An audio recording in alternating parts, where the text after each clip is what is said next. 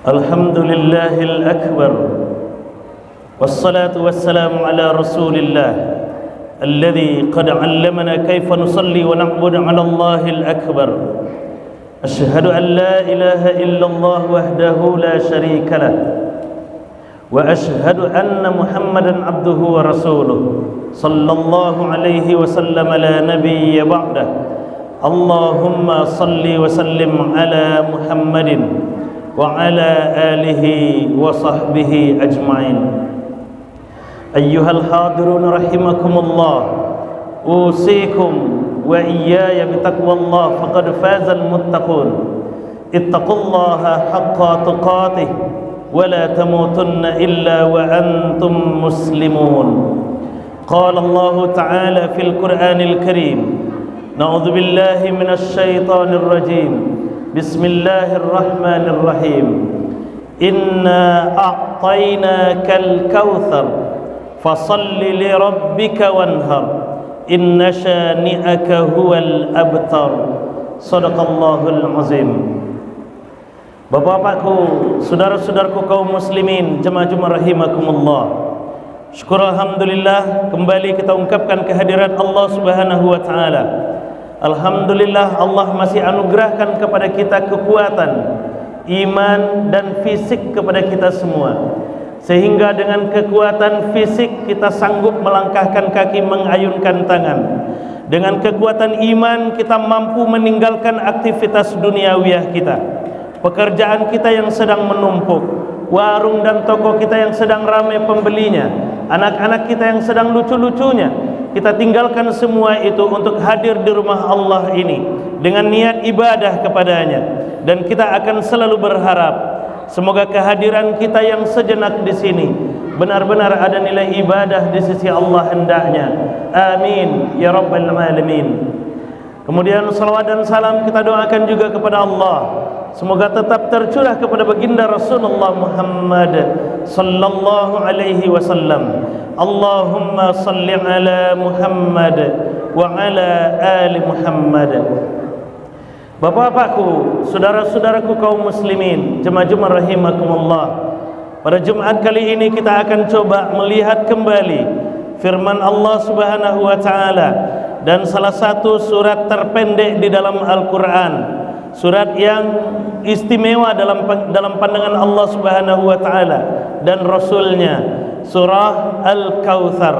Namun sebelumnya kami mengajak kepada kita semua, marilah kita senantiasa memupuk, menumbuh suburkan keimanan dan ketakwaan yang ada pada diri kita masing-masing, menyerahkan diri sepenuhnya hanya kepada Allah, melaksanakan segala yang diperintahkan oleh Allah Subhanahu wa taala dan meninggalkan larangan-larangannya.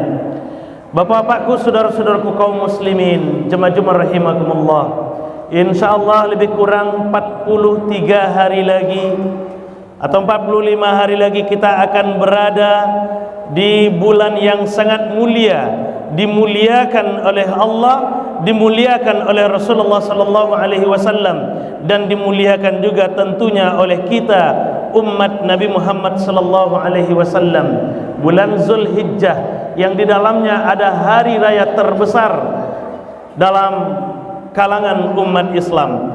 Bapak-bapakku, saudara-saudaraku kaum muslimin, jemaah-jemaah rahimakumullah, ada beberapa perintah Allah Subhanahu wa taala terkait dengan pengisian bulan Zulhijjah ini, pemuliaan bulan Zulhijjah ini.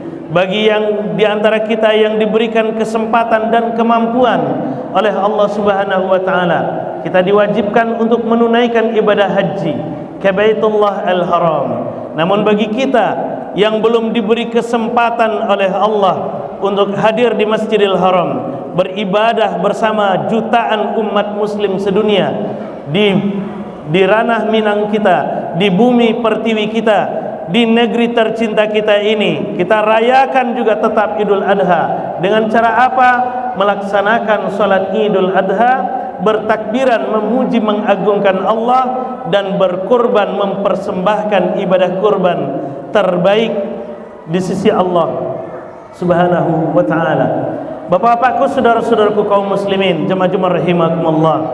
terkait dengan pelaksanaan ibadah kurban ini, ada beberapa hal yang ingin kami sampaikan. Pertama, hukum berkurban. Turunnya firman Allah surah Al-Kautsar ayat 1, 2, dan 3, terkhusus di ayat yang kedua, itu menjadi dalil bagi Imam Abu Hanifah untuk mengatakan bahwa berkurban itu hukumnya wajib. Berkurban hukumnya wajib sebagaimana wajibnya perintah sebelum berkorban, yaitu perintah salat. Inna a'tainakal kautsar, sungguh kami telah memberimu nikmat yang banyak, kata Allah. Apakah itu nikmat materi ataupun nikmat immateri? Maka bersyukurlah kita kepada Allah. Untuk nikmat immateri, kita bersyukur dengan mempersembahkan salat terbaik di hadapan Allah. Dan untuk nikmat yang berupa materi, kita persembahkan kurban sebagai bentuk syukur kita kepada Allah Subhanahu wa taala. Fasalli li rabbika wanhar, maka salatlah kepada Tuhanmu dan berkurbanlah. Sehingga kata Imam Abu Hanifah, salat dan berkurban hukumnya satu level, sama-sama wajibnya.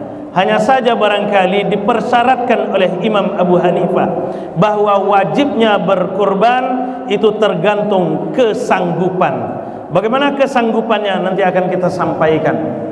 Bapak-bapakku, saudara-saudaraku kaum muslimin, jamaah Jumat rahimakumullah. Ditambah lagi dengan dalil hadis riwayat Ibnu Majah nomor hadis 3123. Kata Rasulullah sallallahu alaihi wasallam, "Man kana lahu sa'atun wa lam yudhhi fala yaqrabanna musallana." Bagi siapa yang diberi kelapangan harta, keluasan rizki, dia mampu menyiapkan hewan kurban, ikut dan bisa punya kekayaan, punya harta cukup untuk ikut menjadi peserta kurban, cukup untuk satu paket peserta kurban minimal, fala yaqrabanna musallana. Kalau dia tidak mau berkurban, maka kata Rasulullah, tidak usah saja sholat lagi. Jangan dekati tempat sholat kami. Artinya apa? Tidak perlu sholat bersama kami. Kita dikeluarkan dari barisan Rasulullah sallallahu alaihi wasallam. Maka bapak-bapakku, saudara-saudaraku kaum muslimin, jemaah rahimakumullah, kita diberi kelapangan harta oleh Allah, kita diberi keluasan rizki oleh Allah. Lalu kita tidak mau berkurban, maka la yaqrabanna musallana. Jangan dekati tempat sholat kami, kata Rasulullah. Maka oleh karena itu kata Imam Abu Hanifah dengan tegas beliau sampaikan, kurban itu hukumnya wajib. Bagaimana dengan mazhab yang lainnya? Menurut Imam Malik, Imam Asy-Syafi'i, dan Imam Ahmad bin Hambal, perintah kurban tidak sampai pada level wajib memang. Tapi apa? Perintah kurban turun setengah trip, bukan satu trip, setengah trip. Kenapa? Karena hadirnya hadis Rasulullah sallallahu alaihi wasallam. Kata Rasulullah sallallahu alaihi wasallam, ada tiga hal yang diwajibkan atasku, walakin tatawwu' lakum, tapi sunnah bagimu. Apa yang tiga hal itu? Salat duha, salat witir, dan berkurban. Walakin tatawwu' lakum, kata Rasulullah. Bapak-bapakku, saudara-saudaraku kaum muslimin, jamaah rahimakumullah, kita tidak ingin mengambil tatawu'nya, tapi kita ingin melihat betapa Rasul sallallahu alaihi wasallam saking pentingnya berkorban ini, bahkan beliau mewajibkan untuk diri beliau sendiri. Kalaulah Nabi mewajibkan untuk beliau, tentu ini ibadah adalah ibadah yang sangat mulia, sangat besar fadilahnya di hadapan Allah Subhanahu wa taala. Kenapa Rasul mensunnahkan untuk kita? Karena Rasul sayang dan tidak ingin memberatkan kita. Maka karena Rasul khawatir kurban itu akan memberatkan hamba, memberatkan umatnya, maka Rasul menurunkan perintah kurban itu menjadi setengah trip. Makanya kata Imam Malik, mazhab Malikiyah, mazhab Syafi'iyah, dan mazhab Hanabilah, bahwa berkorban hukumnya sunnah muakkadah. Apa lawan dari sunnah muakkadah? Makruh. Jadi kalau kita tidak berkorban pun kita dibenci oleh Allah Subhanahu wa taala.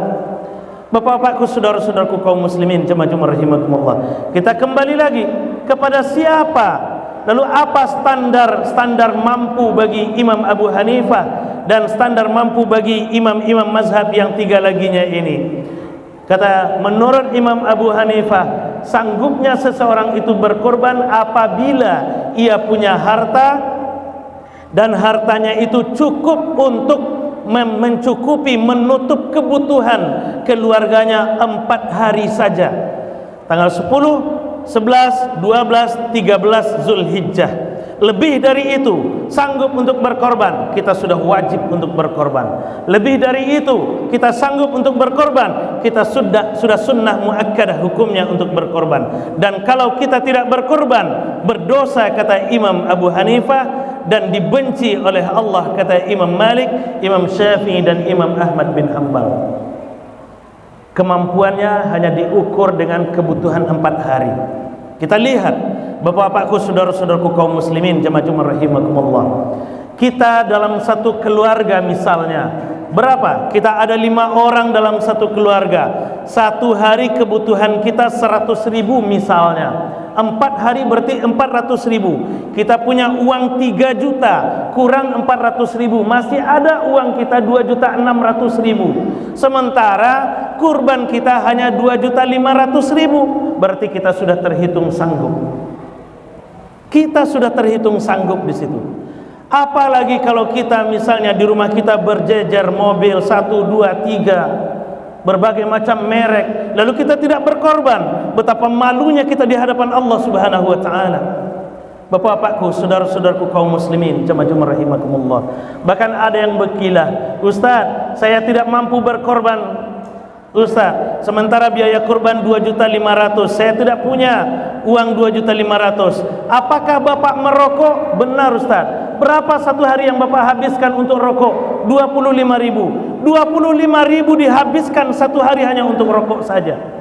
Kalau itu dikalikan satu bulan, kita sudah punya uang 7.750.000 kali 11 bulan, kali 12 bulan.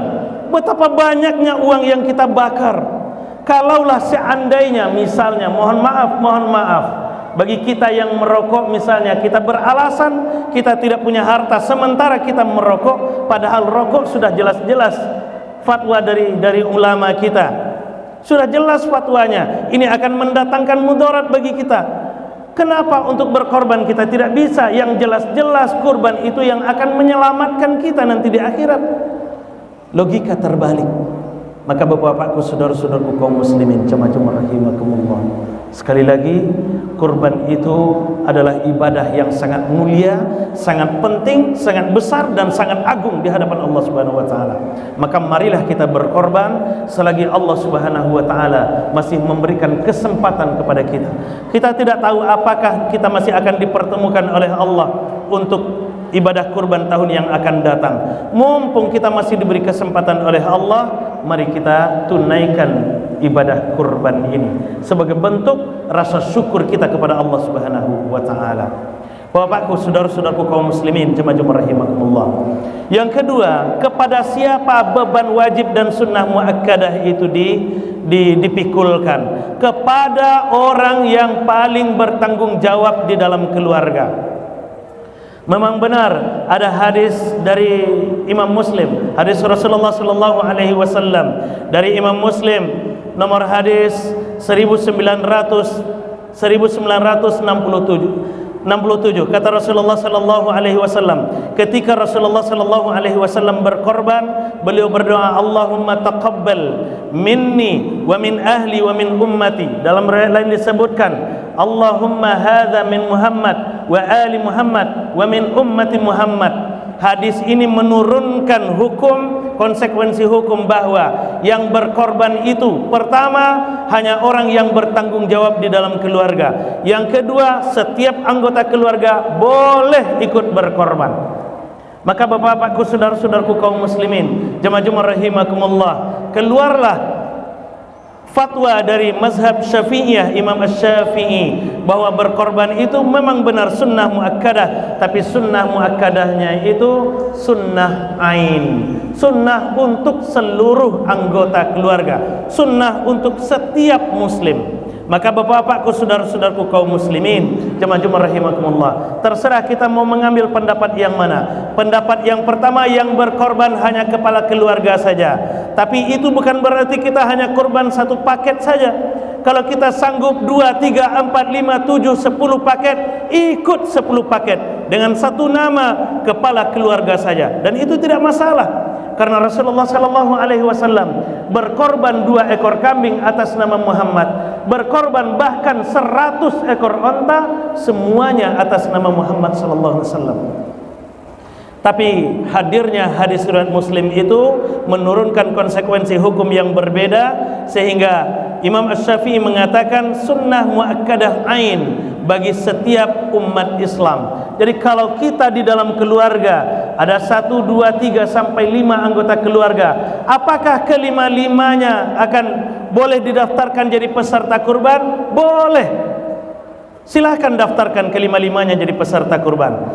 Kalau kami mampu 5 paket peserta Ustaz, hanya ditulis atas nama kepala keluarga saja kelimanya, bolehkah? Boleh. Kami mampu 5 paket peserta Ustaz, kami rinci satu persatu anggota keluarga kami, boleh. Silahkan, silahkan pilih. Maka bapak-bapakku, saudara-saudaraku kaum muslimin, jemaah-jemaah rahimakumullah, yang paling penting bukan siapa yang berkorban, yang paling penting bahwa kurban sudah tiba panggilannya untuk kita. Maka oleh karena itu, sekali lagi, mumpung kurban masih diberi kesempatan kita oleh Allah untuk mempersembahkannya di Idul Adha tahun ini, mari kita persembahkan ibadah terbaik ini kepada Allah Subhanahu wa taala. Bapakku, saudara-saudaraku kaum muslimin, jemaah-jemaah rahimakumullah, masih banyak hal lagi yang ingin kita bahas dan kita sampaikan.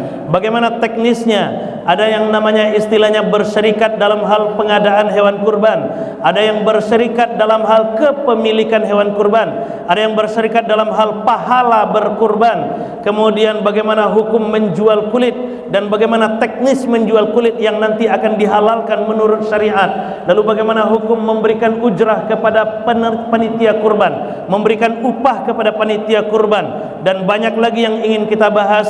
InsyaAllah bisa kita bahas nanti secara detail dan akan kita diskusikan sekiranya ada hal yang perlu kita bahas di ba'da maghrib nanti insyaallah.